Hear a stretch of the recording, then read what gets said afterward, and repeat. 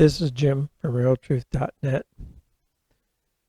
Today's I'm going to do a short study on the English word worship. The English word worship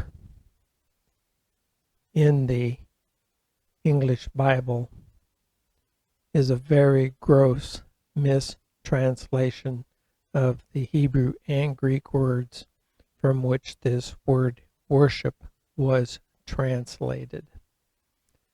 The English meaning of worship is to expressly pay homage to a deity, while the Hebrew and the Greek words from which the English word worship was translated means to bow down, fall prostrate to or before some person, king, ruler. You can even, the wife can go prostrate before her husband or a deity. The definition, the English word definition of worship as a noun is the feeling or expression of reverence and adoration for a deity. Now remember, this is the English translation. This is the English meaning of this word. The verb to worship, show reverence or adoration for a deity. Honor with religious rites. And looking on the internet where people ask what is the true meaning of worship, it seems that the internet answers come from church, because I guess the church is what defines the word worship.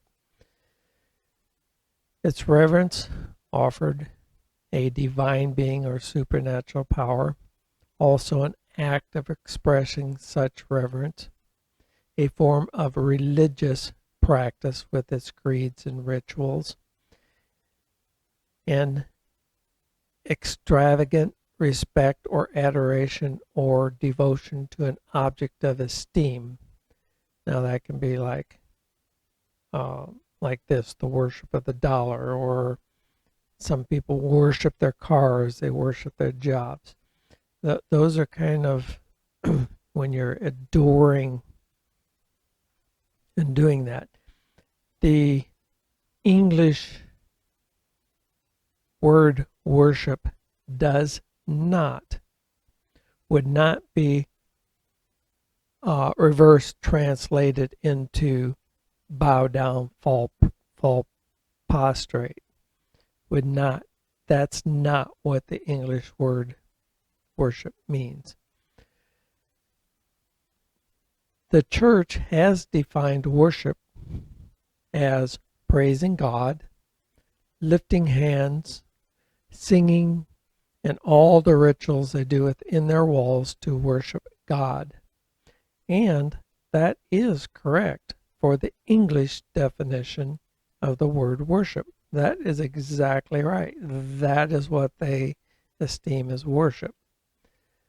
But when they transfer their English meaning, when this English meaning gets transferred to the English word worship in the Bible, which is stated above, this meaning that is stated above, it is not correct. This causes confusion and deception. And this distorts the truth of the Bible. And this is becoming extremely relevant and important in these last days as this beast system is moving upon us. It's in the world, it's coming.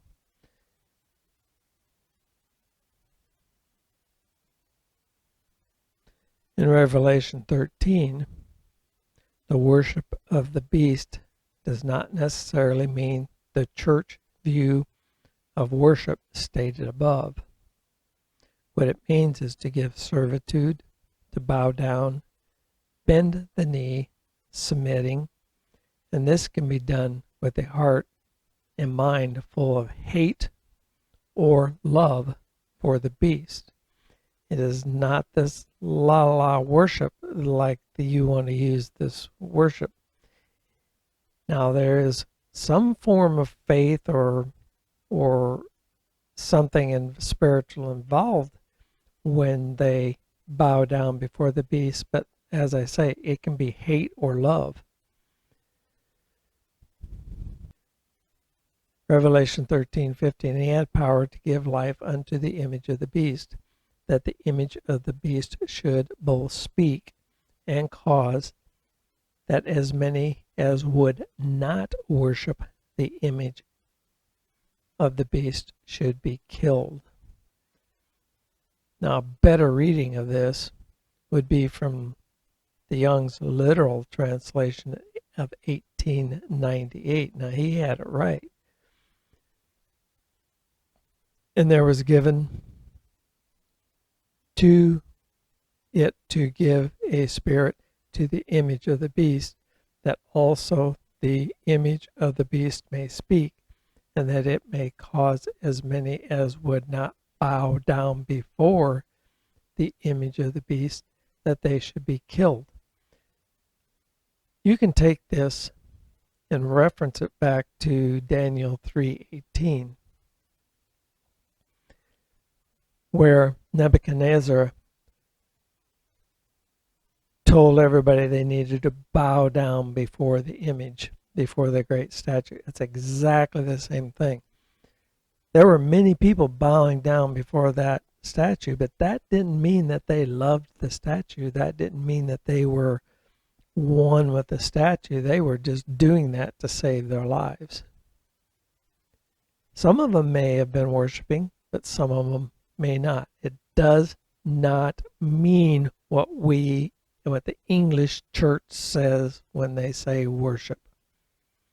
And this, again, it's so very important that we understand this, because this is not a spiritual thing. This is not a Sunday law. This is not, oh, that's something we do with our heads or with our hands.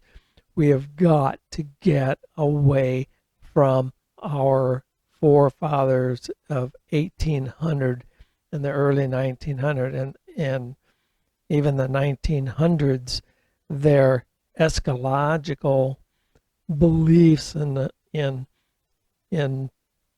two houses of Israel and Sunday laws and all these spiritual things that they try to put in. This is a physical, real thing, and it's going to happen in a physical, real way. 43:52 is to crouch, to fawn forward while you will be expressing homage. It can be, but it doesn't have to be. The real meaning is to fall prostrate on the ground. And what is coming on this world is a physical submitting, bowing to the beast, just the same as the mark will be a physical mark or some type of tattoo. While this is a spiritual battle for believers, it will all be manifest in the physical. The worship will not be a mind or heart thing, but a physical thing. Just as the mark will not be a heart or mind thing, but a physical mark. Revelation 13:16, and he causes all, both small and great, rich and poor, free and bond, to receive a mark, a scratch, an etching, a stamp in their right hand or in their foreheads, and that no man may buy or sell, say he that had the mark, a scratch, an etching, a stamp, or the number of the name, or the number of the beast, or the number of his name.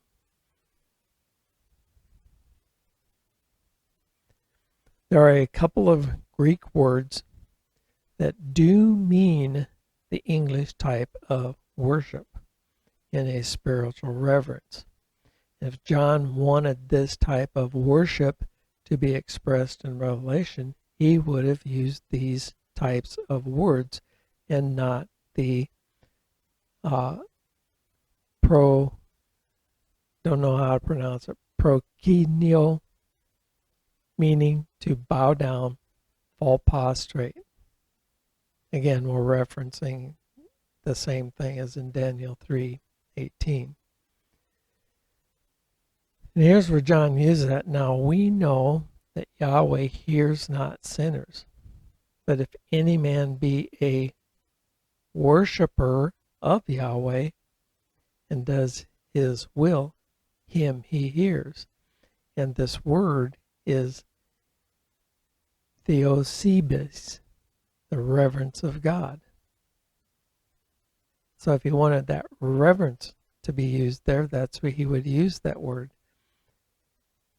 And then in Mark, there's another word. The people draw nigh unto me with their mouth and honor me with their lips, but their heart is far from me. For in vain they do worship me, teaching for doctrines the commandments of men, saying this, and in Acts 18:13 saying, this fellow persuades men to worship Yahweh contrary to the law.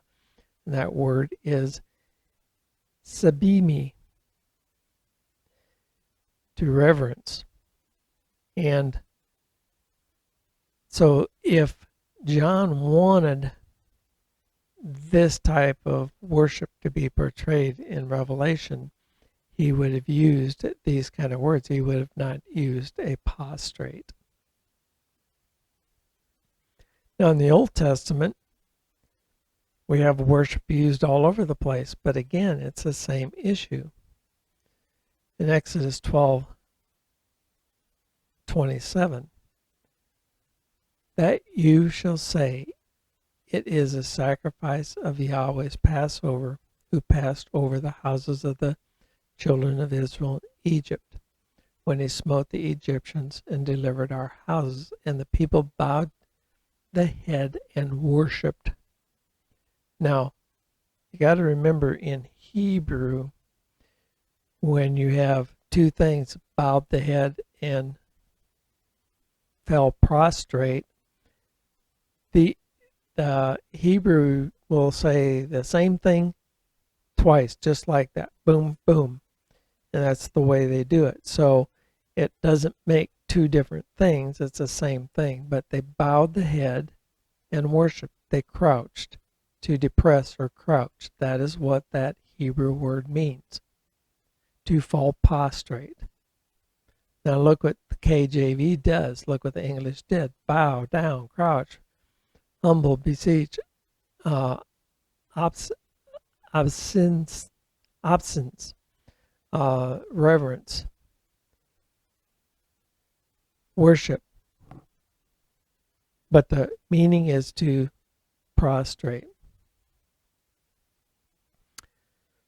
Now in Daniel, the word that is used for worship, now Daniel of course is written in Aramaic, and in Daniel 3:18, but if not, be it known unto you, O king, that we will not serve your gods, nor worship the golden image which you have set up. This word, sagade, to prostrate oneself. To prostrate oneself, it's to bow down. It doesn't mean the English type of worship. They were not going to bow to another god.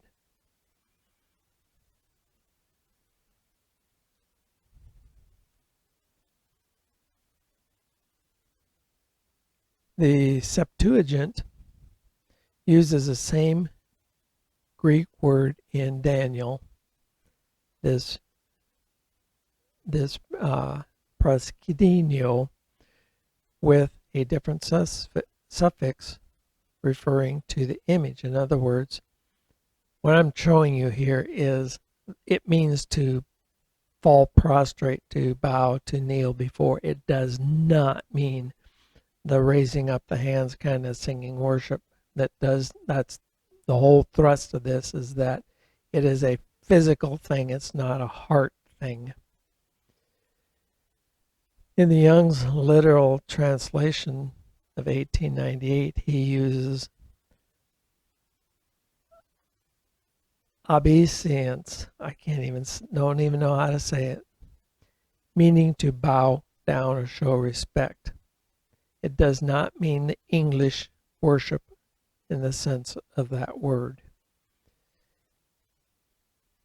So you can read here in the Young's literal translation, O King, that thy gods we are not serving, and to the golden image thou hast raised up we have no obeisance. In other words, not showing any preference to it. And the noun is differential respect, a gesture expressing differential respect, such as to bow or curtsy. And that's what that means.